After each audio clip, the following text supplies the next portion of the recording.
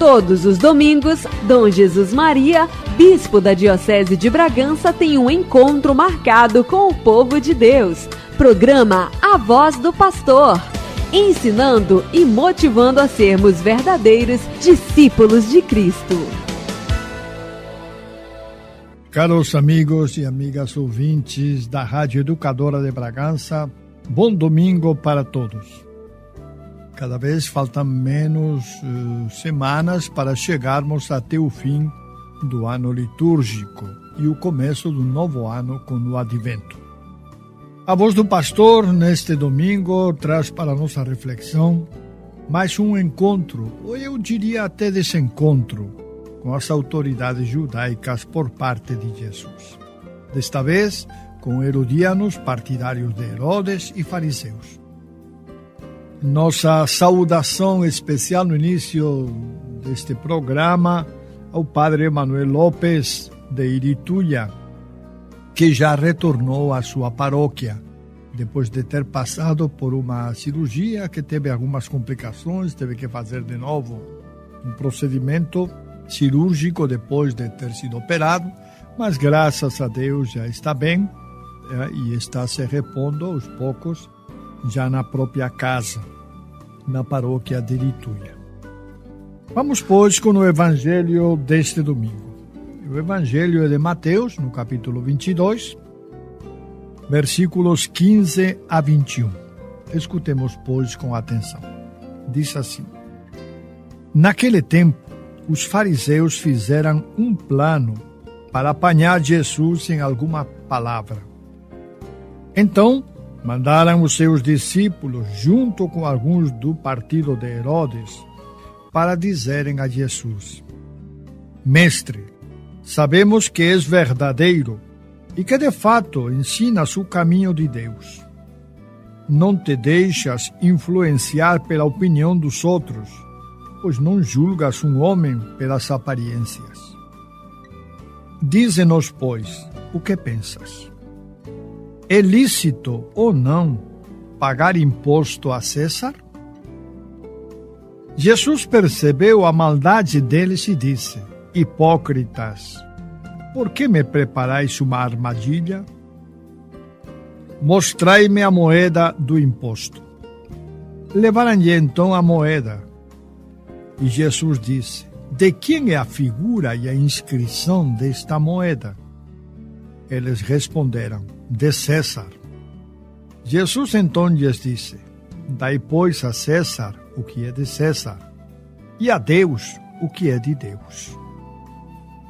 Palavra da salvação. Glória a vós, Senhor. Nesta ocasião, os fariseus se juntam ao grupo dos herodianos para fazer uma pergunta sobre o imposto. Não parece que seja uma união muito amigável, porque os herodianos eram a favor dos romanos, portanto, a favor do imposto. Já os fariseus eram contra a dominação dos romanos e contra o imposto pessoal, que todo judeu devia pagar, todo judeu maior de idade. Portanto, não parece que tenham se juntado para fazer essa armadilha contra Jesus. Parece mais que eles teriam discutido entre si e a partir disso eles vieram tirar essa dúvida com Jesus que os fariseus aproveitaram para, de alguma maneira, colocá-lo à prova. É curioso como o texto afirma que não foram propriamente os mestres fariseus que foram fazer a pergunta a Jesus, mas foram os discípulos dos fariseus. Seja como for, a pergunta leva veneno. Eles começam fazendo uma adulação a Jesus, dizendo que sabemos que és verdadeiro, que ensinas o caminho de Deus, que não te deixas influenciar, etc, etc. Para depois lançar a pergunta. A pergunta era difícil de responder, muito difícil. Porque se Jesus falasse que era a favor de pagar o imposto, os fariseus iriam dizer que era contra o povo, que era a favor dos romanos, dos dominadores. Mas se falasse o contrário, que não era para pagar o imposto, eles poderiam acusá-lo diante dos romanos, dizendo que alguém que fala que não é para pagar imposto. E como sabemos muito bem, os romanos levavam essa questão dos impostos, a levavam muito a sério. Havia duas questões que eles não aceitavam. A primeira eram os impostos, deixar de pagar os impostos. E a segunda era se sublevar contra eles. Em ambos casos, a condenação era a morte. Então, Jesus está numa situação difícil. Se falasse uma coisa, poderia ser acusado de colaborador dos romanos. Se não falasse o contrário, poderia ser acusado de alguém que não quer pagar, que é contra eles. Mas Jesus percebe a cilada e chama eles de hipócritas. Aliás, não é a primeira vez que Jesus chama de hipócritas aos fariseus, porque mostram ser uma coisa que não são. Aparentam ser uma coisa que, no fundo dos seus corações, eles não são. Aparecem santos, justos, homens de Deus, mas não são nada disso, não. São homens corroídos pela ambição, pelo desejo de fama, pelo desejo de serem bem considerados, mas não são de Deus, porque se dedicam só ao estrito cumprimento da lei e o fazem sem amor. Os herodianos, pela sua parte, era um partido político, era um grupo que, unido a Herodes, um rei posto pelos romanos, o defendiam e, portanto, defendiam tudo aquilo que significavam para o povo palestino os romanos. Então era mais um partido que um grupo religioso, não era grupo religioso, mais um partido. Então Jesus pede para mostrar a moeda. E mostrando a moeda, pergunta de quem é aquele rosto, aquela inscrição, disseram que é do César, e imediatamente Jesus faz a sentença. Dai ao César o que é do César, e a Deus o que é de Deus. Estamos apresentando a Voz do Pastor.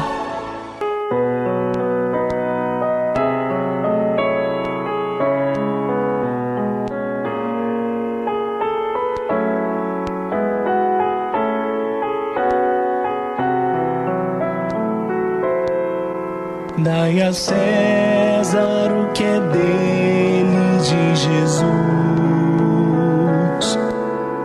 mas a Deus o que é de Deus, a Ele só. Poder e hipocrisia não iludem, pois Deus quer a verdade e a justiça. A pedra que os pedreiros rejeitaram tornou-se agora pedra angular. Foi feito isto pelo Senhor Deus. Podemos ver suas grandes maravilhas. Você está ouvindo a Voz do Pastor. Apresentação, Dom Jesus Maria.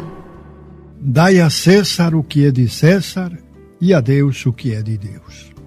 Com esta frase, Jesus se sai desse grande dilema, dessa grande armadilha que os discípulos dos fariseus e os herodianos tinham apresentado para ele. Mas o que é de César? Ou será que aquilo que é de César não é também de Deus? Deus que fez todas as coisas? Todos somos de Deus, incluído o César, incluída a moeda. Todos somos de Deus. Mas a pergunta que eu gostaria de fazer para vocês e que eu mesmo que gostaria de responder é: e o cristão deve pagar os impostos? É uma boa pergunta. Na verdade, o cristão já paga os impostos, porque nós temos diversos tipos de impostos.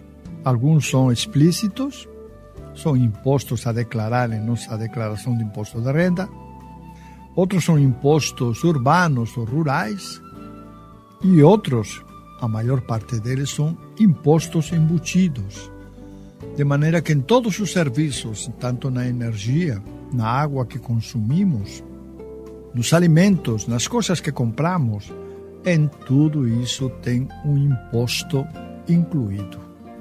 Em alguns casos é maior, como a questão da energia, que é quase o 25%, em outros é menor, mas nunca vai ser menos de 17%, que é o imposto que no Pará estamos pagando pela circulação de mercadoria. É um imposto que quando compramos alguma coisa já estamos pagando. Quer dizer, o cristão já paga impostos, queira ou não queira. Aliás, o cristão e todo cidadão paga impostos. Como digo, queira ou não queira, declare ou não declare, todos nós pagamos impostos, porque naquilo que compramos já estão incluídos os impostos. Mas aqui nos referimos mais em concreto aos impostos de nossa declaração de imposto de renda. A legislação brasileira é dura, como as outras legislações nacionais são duras com aqueles que realmente sonegam impostos. E a pena pode ser de cárcere, e não só de multa também, que também tem multas. O que eu quero dizer com isto é que a questão dos impostos é uma questão séria. Se nós queremos contribuir com o nosso país, todos nós devemos contribuir com os nossos impostos. Devemos pagar os nossos impostos.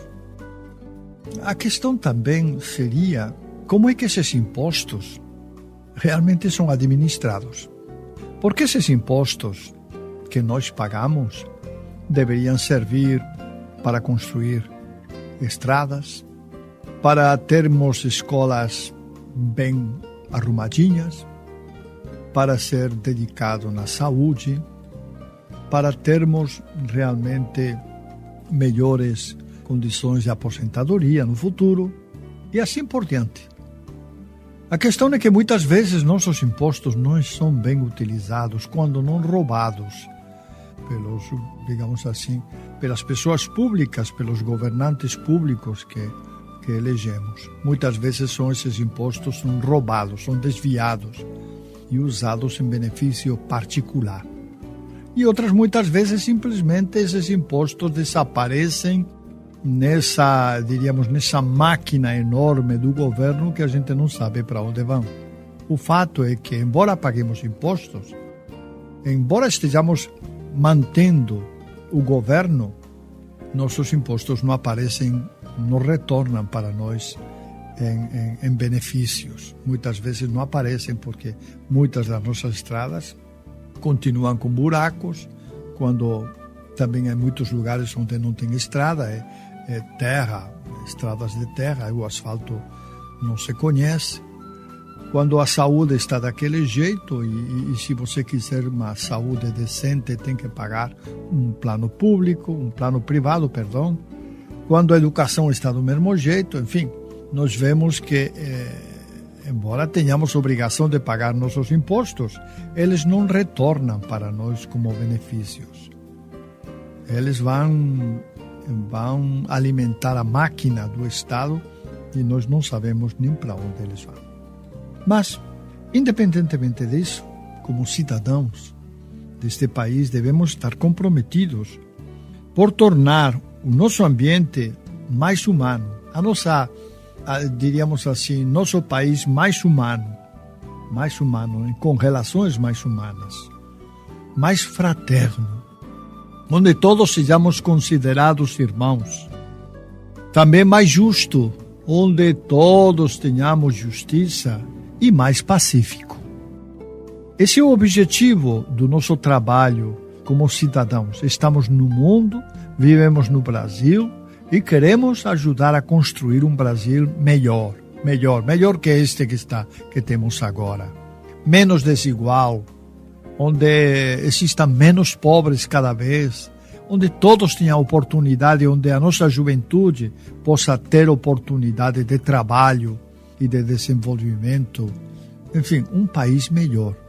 E é por isso que, como cristãos, temos obrigação de pagar nossos impostos, de contribuir economicamente com o Estado para manter o país, para que o país cada dia progrida, cresça e traga realmente justiça, fraternidade e paz. Embora nós não vejamos isso hoje, porque não vemos muitas vezes justiça, e a justiça é parcial, porque nós não vemos que estejamos num país pacífico, porque a violência é cada vez maior, ou nós não vemos esse espírito fraterno, porque às vezes as relações são de animais e não de pessoas humanas. Embora, apesar disso, nós somos chamados a contribuir com os nossos impostos e com a nossa atitude diferente para o país, a fim de que cresça cada vez mais e, como digo, exista menos desigualdade e mais humanidade em nossas relações, na situação do povo mais simples. Estamos apresentando A Voz do Pastor.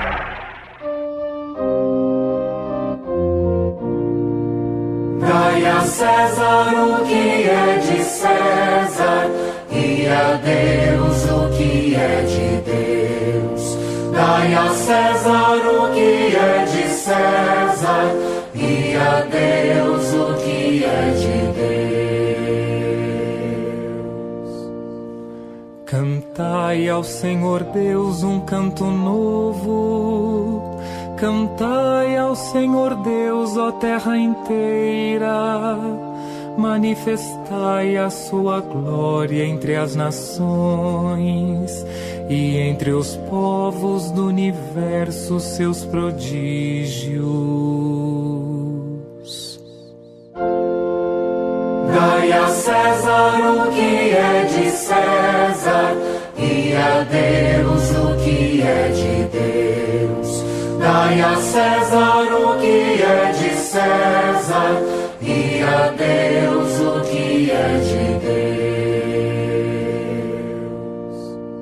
Pois Deus é grande e muito digno de louvor, porque nada são os deuses dos pagãos. Foi o Senhor e nosso Deus quem fez os céus. Diante dele vão a glória e a majestade. Dai a César o que é de César e a Deus o que é de Deus. Dai a César o que é de César e a Deus o que é de Deus. Dom Jesus Maria. Vejamos, pois, agora alguma notícia. Eu queria hoje falar, que ainda não falei, sobre a nova encíclica do Papa Francisco. Como vocês já devem ter acompanhado através dos meios de comunicação social, através da rádio e televisão, o Papa Francisco, no dia 4 de outubro deste mês, ele foi até a cidade de Assis e no altar de São Francisco ele assinou a sua última encíclica. Carta encíclica significa carta circular para o mundo inteiro, né? Então o Papa assinou esta carta circular, esta carta encíclica, que leva como título, como já é costume nos documentos papais, as duas ou três primeiras letras do documento. Neste caso, leva como título Fratelli Tutti, que quer dizer todos irmãos. É uma frase tomada das primeiras constituições de Francisco para os seus irmãos franciscanos, logo no início daquela pequena comunidade que ele formou com os amigos que a ele se juntaram para viver a vida de pobreza, de castidade e de obediência. Pois bem, o Papa assinou esta carta e eu queria trazer algumas ideias, porque é uma carta interessante, uma carta que não aborda só um tema, Ela aborda vários temas da realidade mundial e que tem recebido muitos elogios por parte dos católicos e também por parte de autoridades de outras igrejas. Neste momento estou lembrando o patriarca de Ucrânia, que realmente falou da encíclica dizendo que o mundo estava precisando um escrito desta altura, umas palavras claras e decididas de Francisco para ajudá-lo a caminhar mais no caminho da humanidade. Pois bem, a encíclica de Francisco traz, se não estou mal lembrado, são 8 capítulos. No primeiro aborda um pouco as sombras do tempo moderno. Ele chama de sombras de um mundo fechado. Esta vai ser a ideia-chave de toda a encíclica. O mundo não se pode fechar, os países não se podem fechar, as pessoas não se podem fechar. Temos que nos abrir ao outro, para o encontro com o outro. Esta vai ser depois a ideia central, não é? E aí, falando sobre as sombras do mundo fechado, ele fala sobre a regressão histórica que parece estar acontecendo no momento, com o fim da consciência histórica, como se os seres humanos não tivessem mais memória histórica, não levassem em conta tudo o que a humanidade já passou, as 2 grandes guerras, os conflitos constantes e as guerras atuais também, não é? Parece que o ser humano vive outra realidade e não se entera dessa realidade, não é? Fala dos direitos humanos que são insuficientes no mundo, da globalização que nem sempre traz progresso para todos, da desigualdade nas fronteiras, fala dos migrantes, da ilusão da comunicação, que é mais manipulação que comunicação, da agressividade das pessoas, especialmente pelas redes sociais, da informação que não é sabedoria, é informação sem sabedoria, mas o ponto final é um ponto de esperança, mas diz, tudo isto pode mudar. Tudo isto pode mudar. No capítulo 2 traz uma citação bíblica que nos reporta aquele jovem que perguntou a Jesus, o que eu devo fazer para ganhar a vida eterna? Né? Jesus lhe responde, vende tudo o que tens e dá aos pobres. E aí ele entrou em crise, porque era uma pessoa rica. Né? Então, neste 2º capítulo, Francisco vai nos conduzir nessa reflexão a necessidade de abrir-nos mais aos outros. No capítulo 3 fala de um mundo aberto. E o que constitui a abertura do mundo, ele define como o amor. O amor faz que as sociedades se integrem. E fala do lema da Revolução Francesa, liberdade, igualdade e fraternidade, que ficou só num lema, porque na verdade nem a Revolução Francesa trouxe isto e nem o mundo de hoje tem isto, não tem nem sempre liberdade, haja vista que existem muitos países onde os cristãos não podem nem sequer se manifestar, não existe igualdade e menos ainda fraternidade. O cristão, nos diz o Papa, é chamado a promover o bem moral e a desenvolver a solidariedade como um grande valor.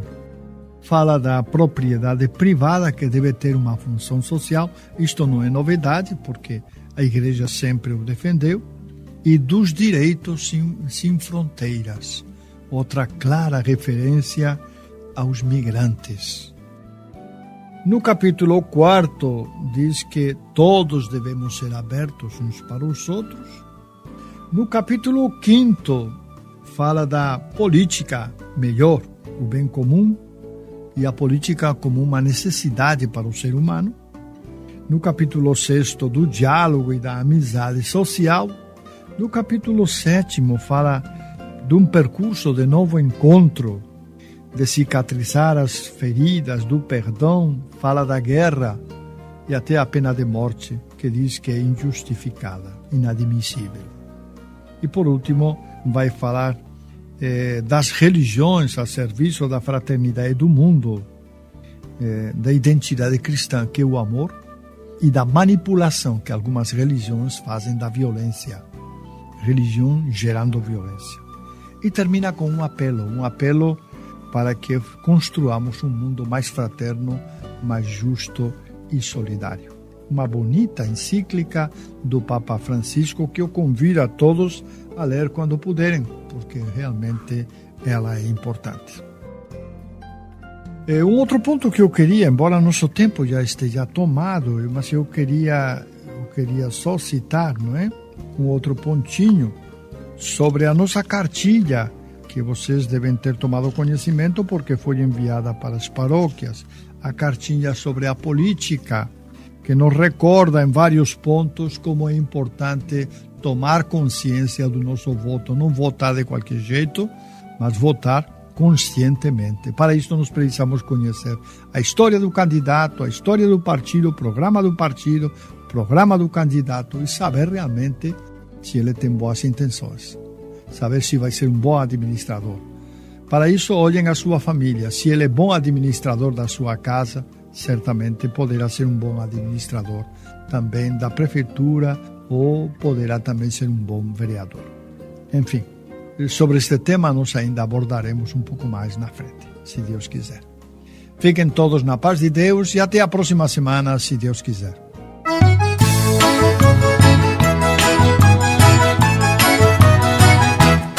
Sou missionário, vou na messe trabalhar. Minha missão é evangelizar. Sou missionário, vou na messe trabalhar. Minha missão é evangelizar. Vou de bicicleta, de moto ou a pé, de canoa ou de barco, ando pela maré. Vou no ribeirinho com o povo de lá, pois a minha missão é evangelizar. Sou missionário, vou na messe trabalhar. Minha missão é evangelizar. Sou missionário, vou na messe trabalhar. Minha missão é evangelizar.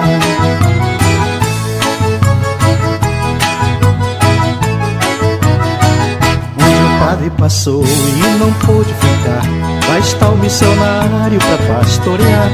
É só dar atenção aos costumes do povo e na realidade se enculturar. Sou missionário, vou na messe trabalhar. Minha missão é evangelizar. Sou missionário, vou na messe trabalhar. Minha missão é evangelizar.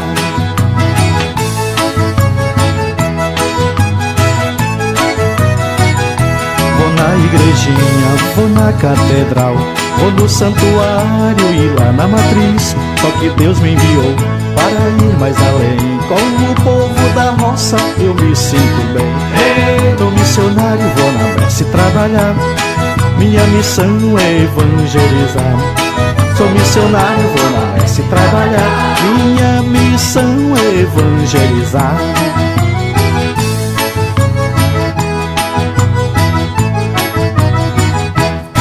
E de noite ou de madrugada, lá está o missionário na beira da estrada, esperando o transporte para retornar ou para ir mais em frente e evangelizar. Sou missionário, vou na messe trabalhar. Minha missão é evangelizar. Sou missionário, vou na messe trabalhar. Minha missão é evangelizar.